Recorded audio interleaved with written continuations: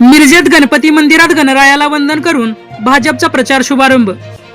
महापालिका निवडणूक 2026चा भाजप पक्षाचा प्रचार शुभारंभ आमदार सुरेश भाऊ खाडे यांच्या हस्ते मिरज येथील गणपती मंदिरात करण्यात आला।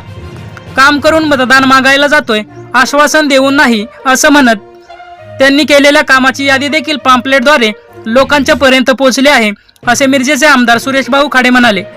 तसेच सांगली येथे प्रचाराचा शुभारंभ आदरणीय मुख्यमंत्री देवाभाऊ यांच्या हस्ते होणार असल्याचं त्यांनी सांगितलं। असे बोलताना यावेळी भाजपचे पदाधिकारी, उमेदवार व सर्व कार्यकर्ते उपस्थित होते। झुंजार न्यूज महाराष्ट्र प्रतिनिधी अक्षय कसबे, मिरज।